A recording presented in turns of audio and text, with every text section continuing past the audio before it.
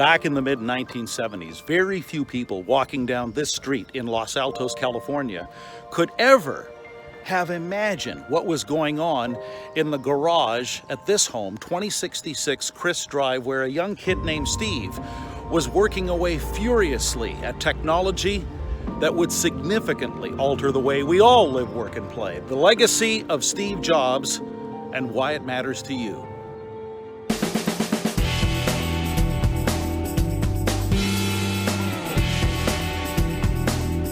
Steve Jobs was a 7th grader. He moves here, 2066 Chris Drive, with his adopted family, and it's in that garage where he and Steve Wozniak, his childhood friends, start tinkering with the technology that eventually became the Apple I computer. They took 50 of those units and sold them to Paul Terrell's bike shop in nearby Mountain View, California.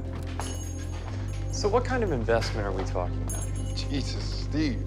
I said I was interested, not buying. Both businessmen that operate from our gut. And my gut tells me to give you this opportunity. I'm thinking $400 per machine for 50 units, paid at the time of delivery. 400 for 100 units, a third up front. We're not negotiating. Yes, we are. As of August 2018, Apple becomes America's first trillion-dollar publicly traded company. Over the course of studying his career and the mark he made, there are at least 5 things that stand out as the enduring legacy of Steve Jobs for high achievers looking to make their mark. Jobs was fond of saying, being the richest man in the cemetery doesn't matter to me. That's why he was willing to sacrifice the almighty buck in pursuit of a much bigger vision, to develop products that really mattered in ways that were much more significant than just what happened in terms of the bottom line.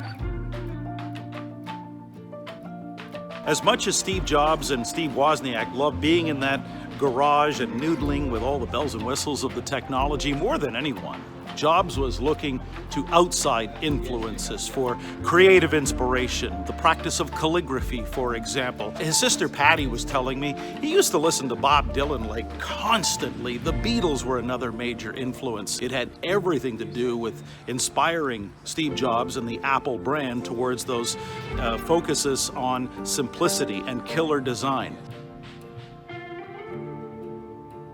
You know, Steve Jobs was always fond of quoting Henry Ford, who said, you know, if I had asked people what they wanted, they would have said faster horses. Nobody knew what Jobs was thinking as a true visionary when he started anticipating the market and blindsiding it with brand new products, even in the face of outcries. Used that vision to read exactly what the market was wanting, even though they themselves had no idea. For example, the resurrection of Apple from 1997 onwards. I mean, Steve Jobs got A players on board and trusted them to do their jobs. Bottom line, Steve Jobs knew the secret to overwhelming success was getting the A players on board, trusting them to do their job, get out of the way, and then, only then, things could move forward the way they eventually did for the Apple brand. More than anyone, Steve Jobs understood you had to be the master of the message, the architect of your own brand story. You had to communicate your values through story. The Apple values of simplicity, innovation, rejecting status quo, they came through loud and clear, but in poetic expression, like 1984, or Here's to the Crazy Ones, or I'm a Mac, I'm a PC. See, Jobs understood that the company story was the company strategy, and without it, Apple would have been just like everybody else, focused on products instead of who they were beyond the products and services they sold. Now, Steve Jobs at times could be somewhat difficult to work with, but never lose sight of these 5 enduring things that make up his legacy, and who knows, maybe you might find these helpful or for you to be able to think differently and make a ding in your own universe.